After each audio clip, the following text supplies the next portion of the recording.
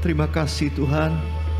Oleh kuasa darah Yesus kami dilayakkan bersama-sama dalam ibadah pagi ini di tempat ini Tuhan.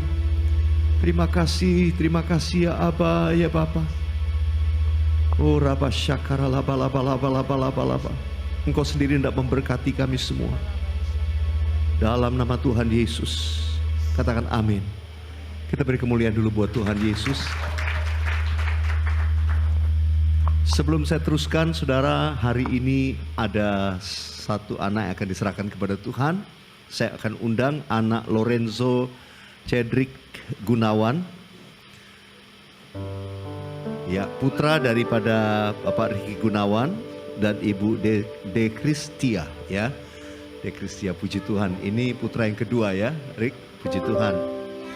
Saudara, anak adalah kepercayaan dari Tuhan. Karena itu, waktu dia masih kecil diserahkan kepada Tuhan sebagai miliknya Tuhan. Semua kita bawa di hadapan Tuhan. Dalam perlindungan penyertaan Tuhan. Ya, mari kita arahkan tangan kita di hadapan Tuhan. Koraba syakara laba takara laba ya raba ya raba ya raba ya raba ya raba syandara laba laba laba laba laba laba laba. Koraba syakara laba ya raba ya raba. Anak Lorenzo Cedric Gunawan, hari ini engkau diserahkan oleh orang tuamu. Engkau diserahkan kepada Tuhan. Hari ini engkau menjadi milik Tuhan Yesus. Perkatakan berkat dari Allah Bapa, Anak dan Allah Roh Kudus turun ke atasmu. Berkat dalam nama Yesus menyertai hidupmu sejak engkau kecil.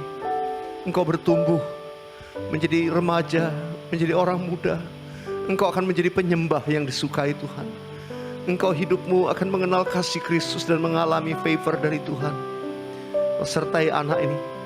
Perlindungan darah Yesus, malaikat Tuhan berkemah menjagai anak ini selalu. Tuhan berkati kedua orang tuanya. Berkati hambamu Tuhan Riki. Dan juga De Kristia Tuhan. Berkati mereka dalam nama Tuhan Yesus. Berkati kedua orang tua ini. Berikan hikmat kepada mereka untuk mendidik anak Lorenzo untuk hidup takut akan Tuhan. Untuk mengenal Tuhan Yesus sejak kecil. Sebagaimana engkau hendak memberkati anak ini, orang tuanya diberkati Tuhan. Ada penyediaan selalu dalam keluarga mereka. Tidak akan berkekurangan. Tuhan mengasihi keluarga ini. Juga anak yang pertama. Seluruh keluarga dalam berkat perlindungan Tuhan. Terima kasih Tuhan. Dalam nama Tuhan Yesus kami berdoa. Sama-sama katakan amin. Kita beri kemuliaan buat Tuhan Yesus.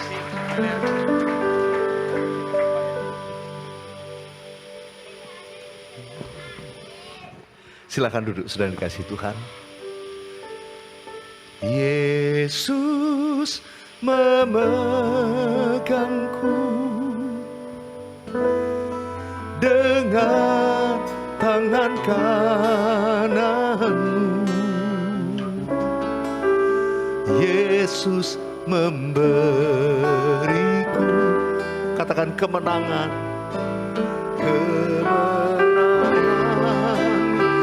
Yesus memegangku. Yesus memegangku dengan tangan kananmu. Yesus memberiku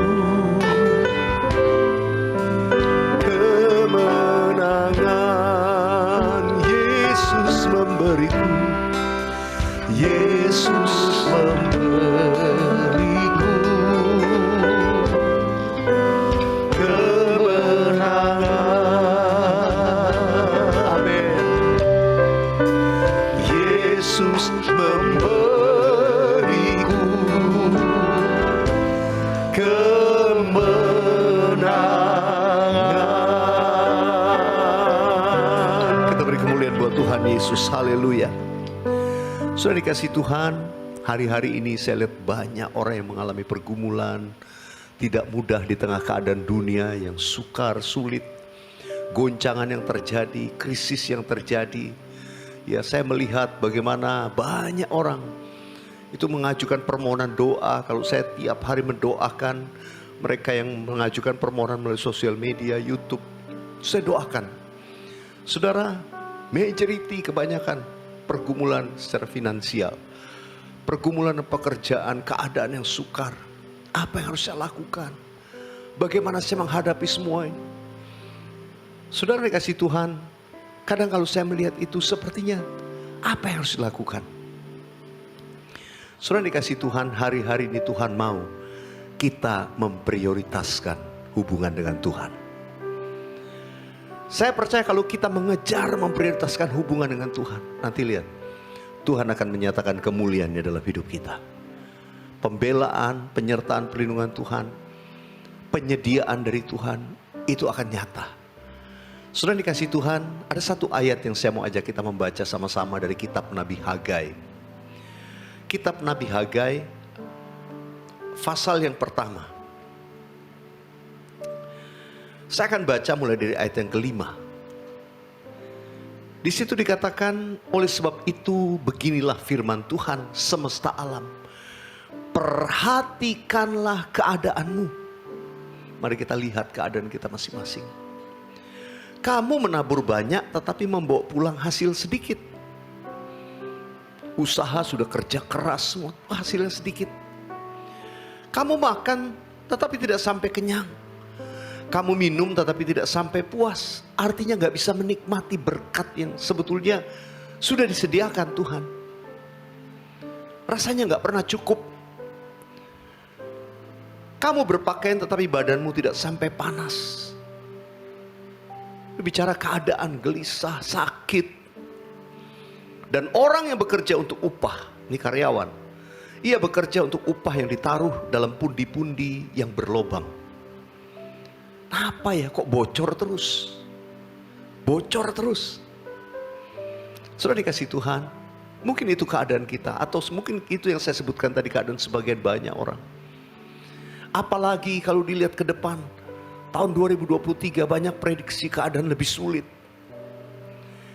Puji Tuhan, negara Indonesia diramalkan tetap kuat menjadi satu di antara sedikit negara yang tidak terkena imbas yang parah dari krisis global.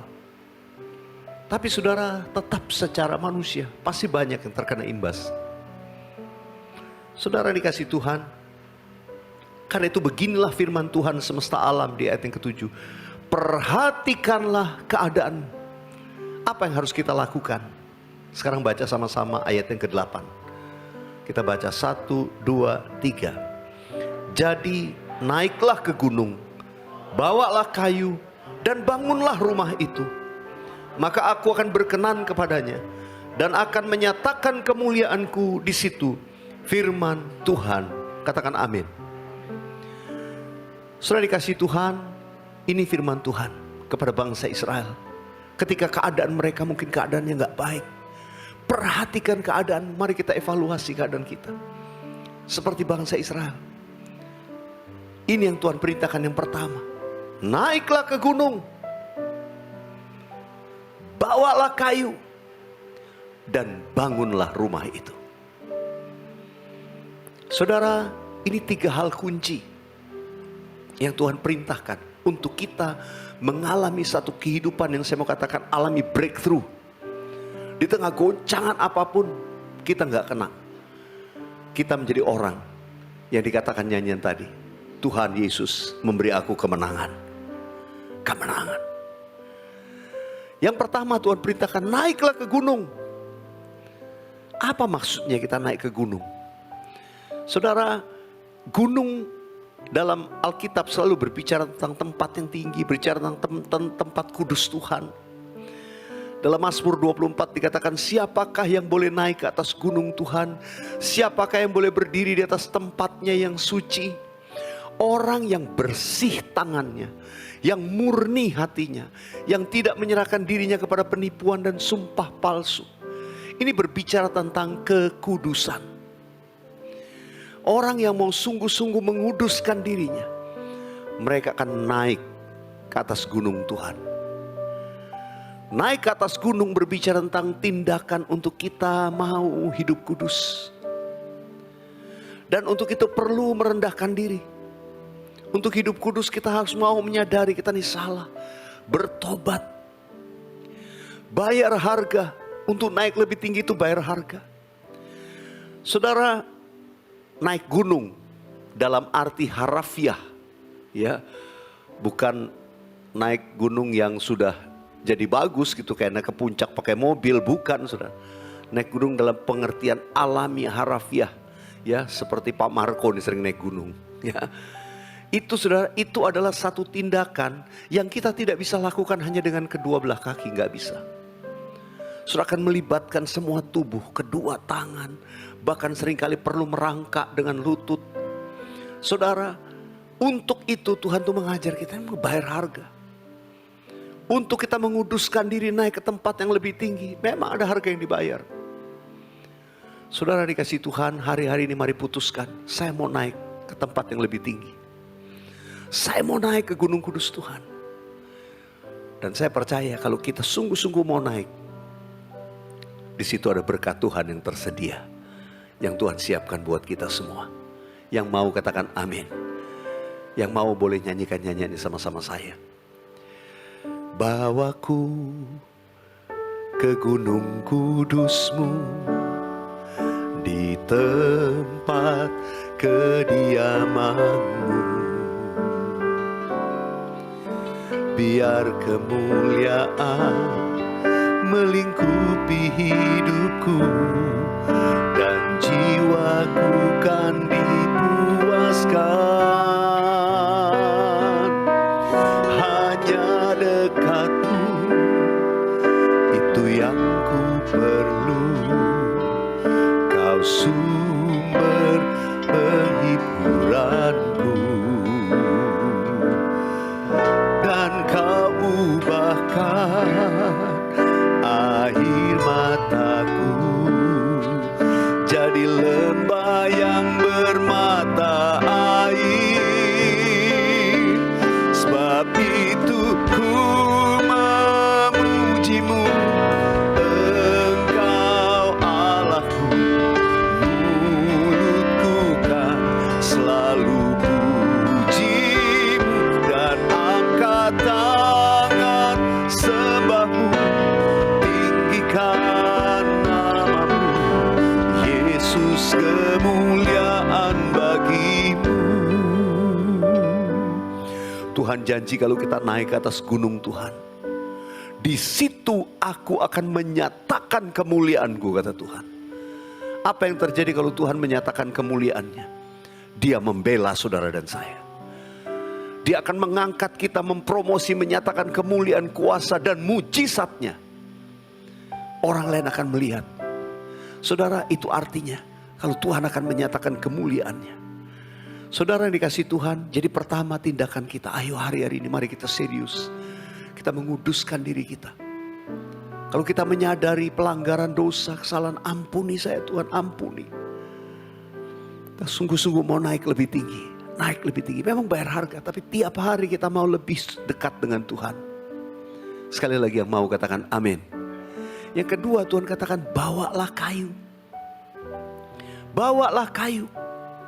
Kayu pada zaman dahulu itu berbicara tentang bahan dasar untuk boleh pakai istilah bahan bakar lah. Ya, di zaman dulu, zaman ini orang belum ketemu minyak bumi segala belum. Tapi di antara beberapa sedikit bahan bakar, maka yang paling mungkin utama itu kayu.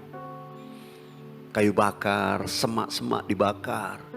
Saudara dikasih Tuhan, itu berbicara biar hari-hari ini Tuhan mau roh kita menyala-nyala. Katakan amin. Tuhan mau supaya kita selalu punya kondisi rohani, punya roh yang menyala-nyala. Karena itu saudara, kita jangan pernah lupa memuji, menyembah Tuhan, bersyukur kepada Tuhan, bersyukur karena perbuatan Tuhan dalam hidup kita. Banyak memuji dan menyembah Tuhan. Yang mau katakan amin. Saudara, kalau boleh saya pakai istilah saudara, itu yang namanya membawa kayu. Itu seperti Tuhan Yesus.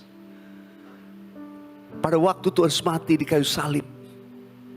Salib itu gambaran pada kayu. Pada zaman selanjutnya itu dikatakan kamu bawa kayu. Kamu itu disuruh mengingat. Kita hari ini disuruh mengingat akan korban Kristus di kayu salib. Membawa kayu sambil naik ke gunung, itu juga berbicara tentang selalu ingat kebaikan Tuhan. Ingat korban Kristus di kayu salib. Mengapa setiap bulan sekali atau bahkan 2 kali kita melakukan perjamuan kudus? Gak ada batasannya di Alkitab. Malah sering dikatakan setiap kali mereka berkumpul, mereka memecahkan roti, minum anggur. Itu bicara tentang perjamuan kudus. Apa tujuannya? Mengingat akan kasih Tuhan Yesus. Mengingat akan pengorbanan Kristus di kayu salib. Itu yang dilakukan waktu perjamuan kudus. Karena itu saudara, setiap kali kita ingat kasih Tuhan, maka saya percaya itu akan membuat roh kita bernyala-nyala. Roh kita bernyala-nyala.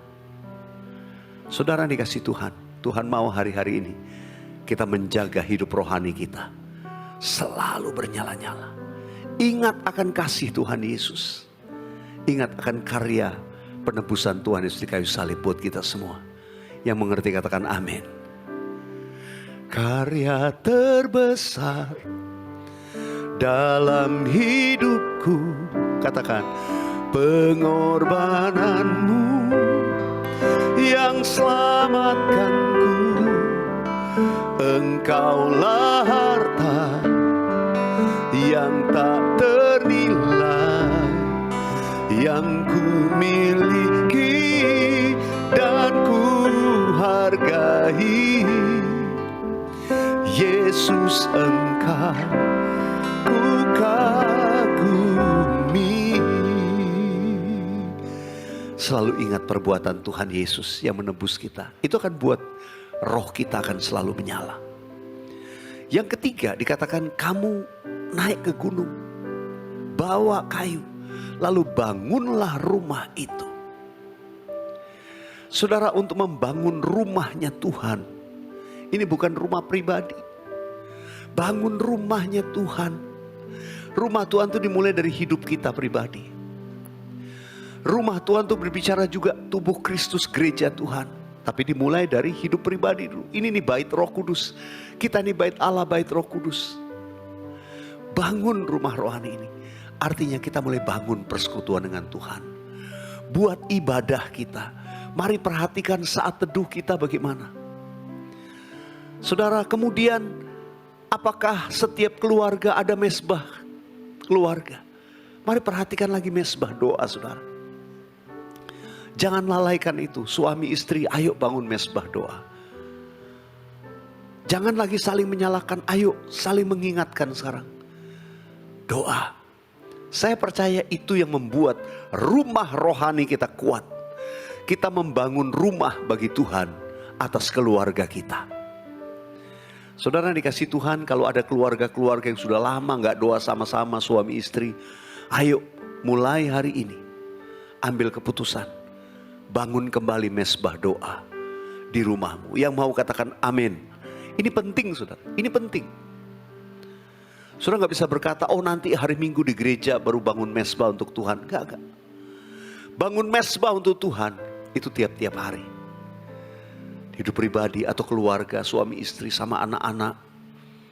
Saudara yang dikasih Tuhan, lakukan itu. Bangun rumah rohani. Dan saya percaya yang namanya rumah Tuhan itu bukan cuma hari Minggu di gereja seperti ini. Tapi juga di rumah-rumah. Di rumah-rumah kita bangun mesbah untuk Tuhan. Percayalah, Tuhan akan menyatakan kemuliaannya di situ. Saudara, saya teringat kisah tentang Abraham. Abraham disebut bapak orang beriman. Kenapa? Karena dia berjalan dengan iman dari pertama kali Tuhan panggil dia. Dia menjadi teladan kehidupan berjalan dengan iman. Dari Ur Kasdim Tuhan panggil Abraham. Dia keluar pergi ke tanah yang dijanjikan Tuhan, gak tahu di mana. Tapi dia kemudian ikuti, dia taat, dia lewati proses. Tuhan janji sama Abraham. Abraham, kamu lihat bintang di langit. Seperti itu keturunan. Tuhan akan membuat keturunan sangat banyak. Dan menjadi berkat. Dan orang-orang yang memberkati engkau akan diberkati. Wah saudara. Abraham melihat janji Tuhan itu, wah luar biasa. bertahun-tahun, bukan cuma bertahun-tahun, puluhan tahun mulai bergerak, menantikan janji Tuhan, seolah-olah makin tidak mungkin. Firman Tuhan berkata, sekalipun tidak ada alasan untuk berharap, namun Abraham tetap berharap dan percaya. Karena itu dia disebut bapak orang beriman. Dan benar, di usianya yang ke-100, istrinya Sarah usia ke-90, mereka mendapatkan anak yang diberi nama Ishak. Wow, saya percaya dia begitu bersuka cita ketika dia punya anak Ishak. Dia begitu bergembira, dia sangat mencintai Ishak anaknya. Dia sangat-sangat mencintai. Rasanya Ishak itu segala-galanya. Semua harta benda kekayaan dia yang luar biasa. Abraham itu sangat diberkati. Dia termasuk orang paling kaya di wilayahnya waktu itu. Tapi dibanding Ishak yang dinantikan puluhan tahun, janji Tuhan, keturunannya, saudara, itu sangat-sangat berharga Ishak bagi hidup Abraham. Sehingga hatinya mungkin melekat ke situ. Sampai suatu hari Tuhan berfirman kepada Abraham, Abraham, besok kamu pergi ke gunung yang kutunjukkan. Bawa anakmu Ishak dan persembahkan anakmu di mezbah. Saya percaya waktu Abraham dengar itu, sudah itu seperti geledek. Itu saya percaya dia syok berat. Tapi dia belajar selalu untuk taat kepada Tuhan. Ini gak mudah, saudara. Saya percaya dari semua ujian yang pernah dialami Abraham dalam hidupnya, ini yang paling berat. Dan kalau boleh saya katakan, Abraham itu kemana dia pergi, dia selalu membangun mezbah buat Tuhan. Di mana dia bangun mezbah. Tapi kali ini dia harus membangun sebuah mezbah yang paling sulit sepanjang hidupnya. Dan kalau boleh saya katakan, ini final altar. Karena abis itu gak ada cerita lagi tentang Abraham. Karena sudah itu dia mati. Ini mungkin mezbah terakhir yang sungguh-sungguh dia harus bangun dengan bayar harga. Keesokan paginya mungkin dia semalaman gak bisa tidur. Karena hatinya pasti gelisah. Dia bawa Ishak anaknya, bawa keledai, kayu api. Ini yang dikatakan, bawa kayu. Ditemani 2 orang bujangnya, mereka pergi ke gunung yang ditunjukkan Tuhan, yaitu Gunung Moria. Saudara, dia harus naik ke gunung ini.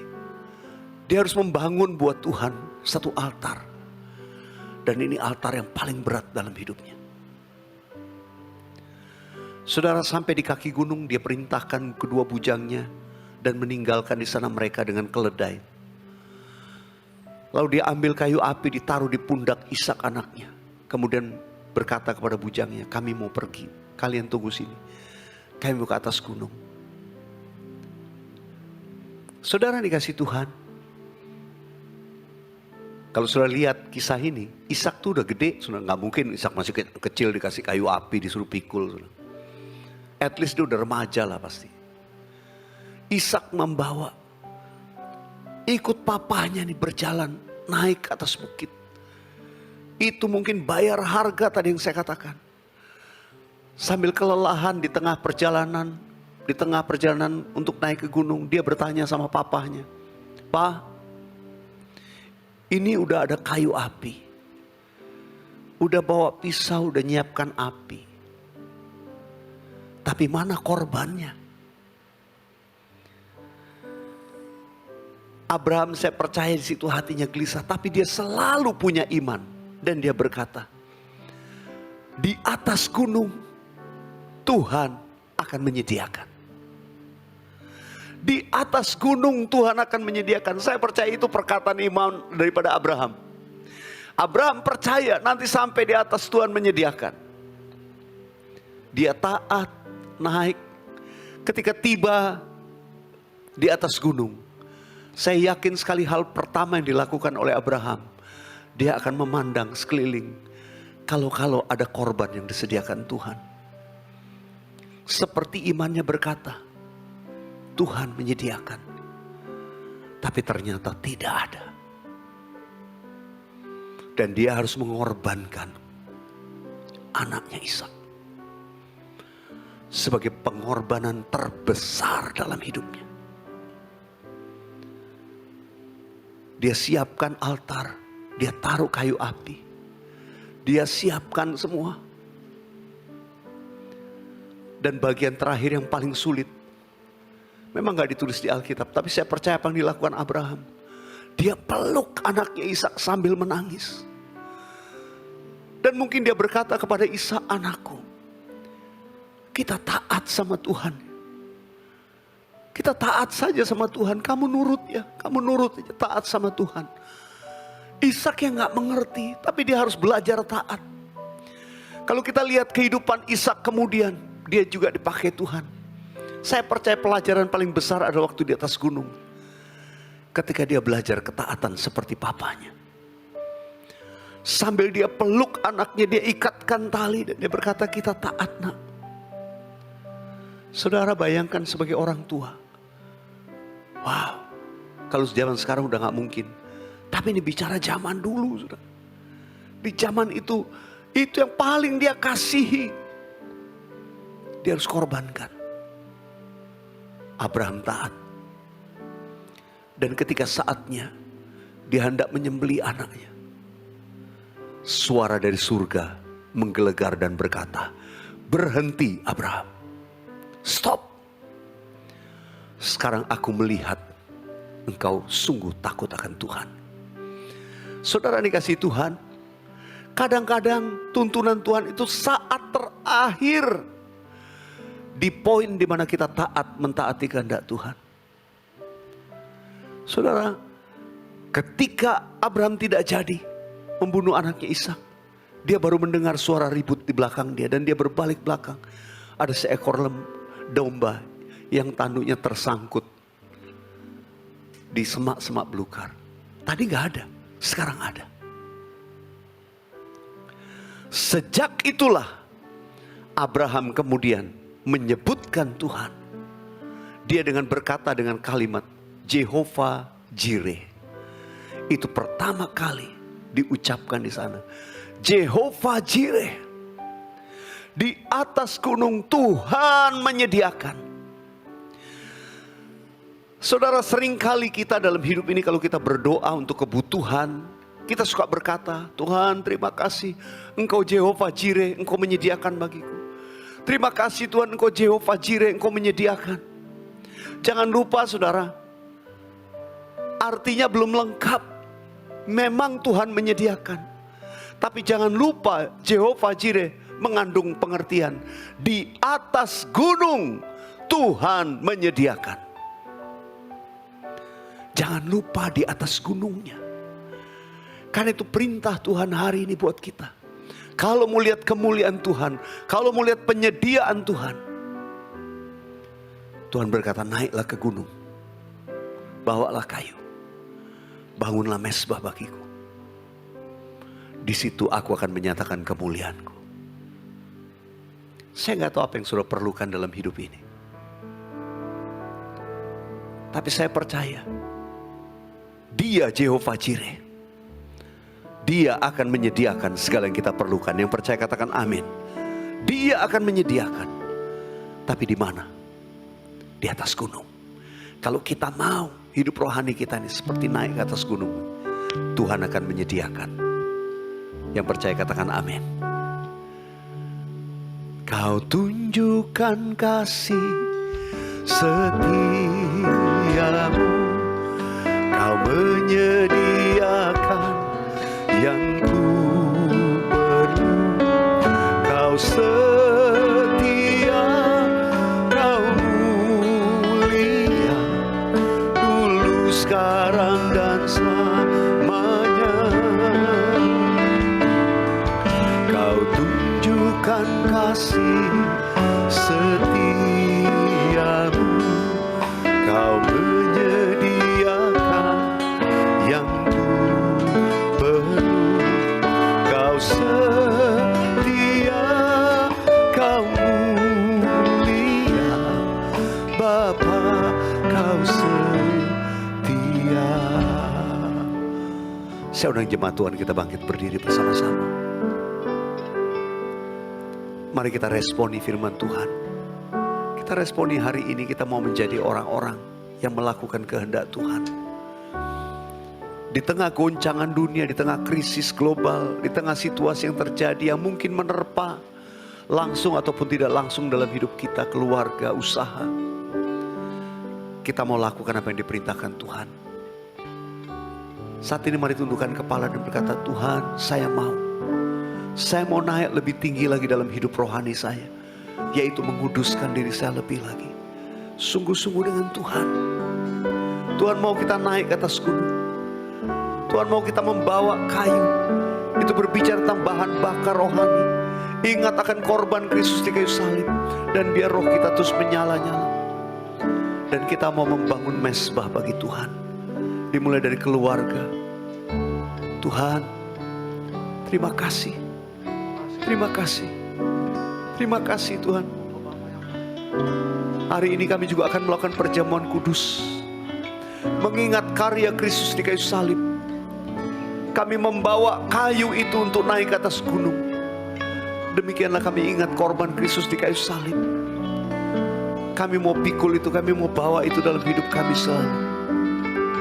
Berkati setiap anak-anak-Mu Tuhan. Terima kasih, terima kasih. Kami akan masuk dalam perjamuan kudus. Hati kami penuh dengan ucapan syukur Tuhan. Terima kasih Bapa, terima kasih Bapa. Dalam nama Yesus, dalam nama Yesus. Terima kasih Tuhan.